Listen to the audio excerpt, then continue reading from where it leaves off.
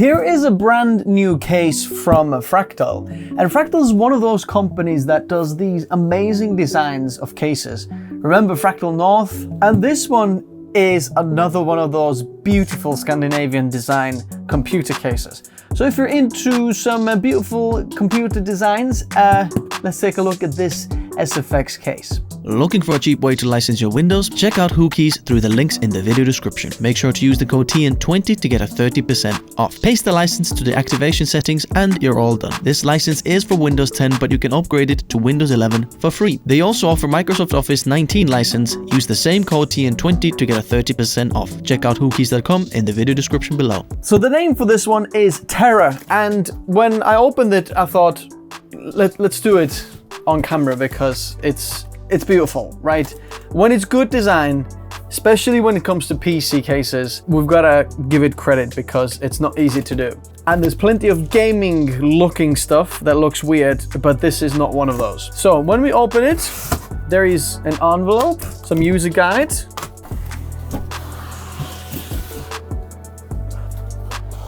And here's the case.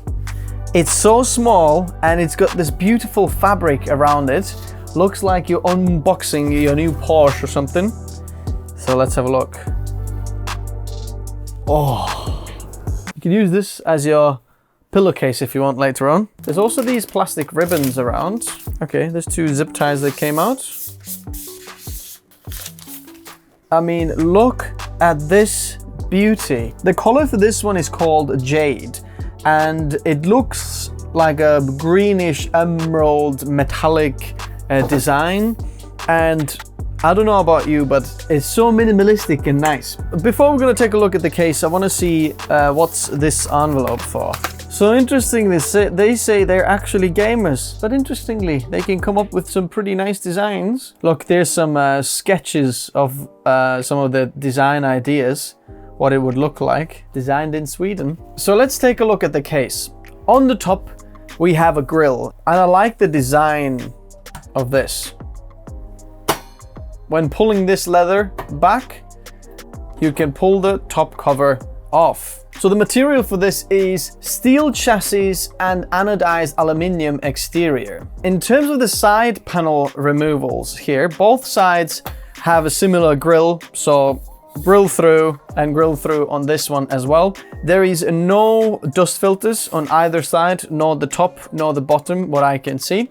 And there's a nice Fractal logo engraved into this metal side, only on the left side, not on the right side, as you can see. And in order to get the panels off, there is a little latch underneath here, and you just have to pull it that way. And when pulled that way, you can pull the side panel off, and then make sure you don't bend this corner off because the panel just slides off just like that. But as you can see, that's the mechanism here, how it works. Side panel, and then the other side panel. And in terms of the front panel, that is just solid aluminium block, and then we've got a bit of wood here that we got from, Fractal North. And I love that they include wood in this because it just makes it such a premium look for this. The button is extremely nice feel as well. We've got one Type A and one Type C. Interestingly, no headphone jack in here. But because it's an SFX case, you obviously have the back, panel audio. What I would actually like to see is an SD card reader built in here, and then just make it internal, like a hub or something in here as well if you want, might as well. But would be so cool if there was an SD card reader just in there as well. Or even better, built it into the wood so you can just literally clip it into the side there, and then you've got your SD card reader there. For creators, for me, that will be absolutely amazing. So inside the case, you can see that there is a sandwich layout. So we've got the GPU compartment on this side, and then the power supply and motherboard on that side here. As you can see, it also includes a Gen 4 riser cable, but this case has something interesting going on here. It's got a movable spine here in the middle. As you can see, these orange indicators, what you can see here and in here, it's got 1, 2, 3, 4, 5, 6, 7 positions. And what you'll have to do is completely unscrew it, because this little orange cap makes sure that the spine's not moving around in shipping and is actually staying on position 4. But once you've removed that, you can move the spine around, as you can see. So whether you have a bigger GPU and you want to move it towards the CPU and have maximum space for the GPU, then you can do that. And voila, you have a massive gap here for the GPU. In terms of maximum GPU clearance, what we can see here is it is 322 millimeters long, 72 wide, and 131 millimeters deep. So I've got an Asus TUF RTX 3090 in here. And if we slide that in here, that fits easily in here. And I could move the GPU even back to probably position 4 in the middle, maybe. So in terms of GPU clearance, you're probably gonna be struggling cards above 4070. So that's 4070 Ti, 4080, 4090, unless you find very skinnier designs. Like the Asus ProArt 4080 might be a good fit for this build because it is quite skinny. Or you can go with last generation cards because they're much smaller, the 30 series cards. Now the clever thing is that in the front of the case, as you can see here, you can mount a 2.5 inch SSD or drive or hard drive, whatever you want in the front there, if you wanted to, as well as on the bottom slot over there. But if you do mount it on the bottom there, then you will lose the fan clearance. In terms of fans for this chassis, there is only 120 millimeter fan that can be on the bottom here, facing upwards, blowing the air up out of the chimney just like that. The PSU will come here, and then you'll have this plug into the PSU, and then the extension cable of the PSU will run to the back of the case in here. That's underneath the GPU bracket. So here's where you're gonna put your motherboard. It is only ITX motherboard size because the case is only 10.4 liters in size. So it's a small case, but offers a lot of functionality, clean design, and good airflow as well, actually, even though not a lot of fan support. As you can see, the fans do have to be mounted inside the case, not outside the case, because they don't fit outside the case. So I've got this Be Quiet fan here, and that just fits underneath this bit here, and then you can get some airflow moving across there.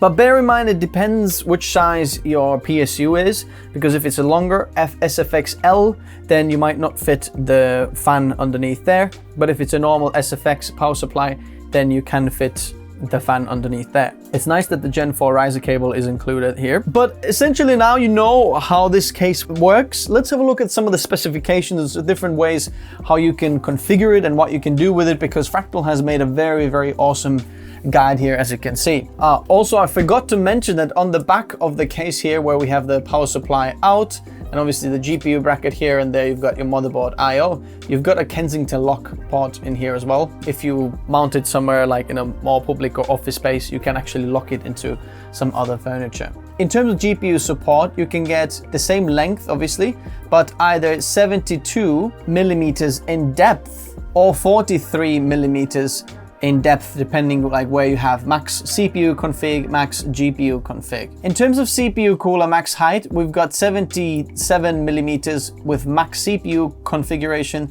and 48 millimeters in maximum GPU configuration. As you can see on this picture, you can easily see how the spine works and how the GPU and CPU clearance will move accordingly. As you can see here, they explain why some of the spine, where the actual limitation come, because in the corner of these case brackets, that corner starts to hit it, and that's where we have the limitation of the maximum width or depth of the card. Now, if you didn't run a big GPU, but perhaps some kind of a 4060 Ti or smaller GPU, then you could actually mount a fan and a 120 millimeter radiator in here on the GPU compartment on this side as well. So as you can see, you've got fan holes here for that. So as you can see, you've got holes for these in there.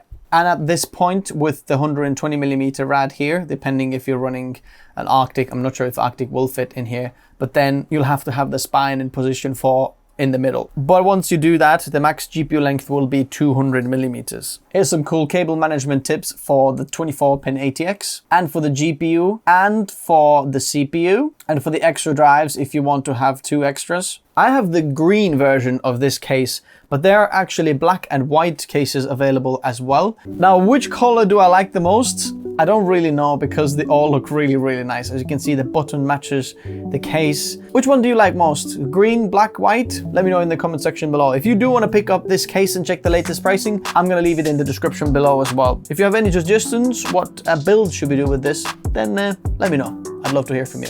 But if you do want to build yourself the best bang for buck creator PC, then check out the build guides in the description below. There's a video for you, whatever budget you have, pick the closest one to yours, and then I'll explain everything else in the video. Thanks for watching, bye bye.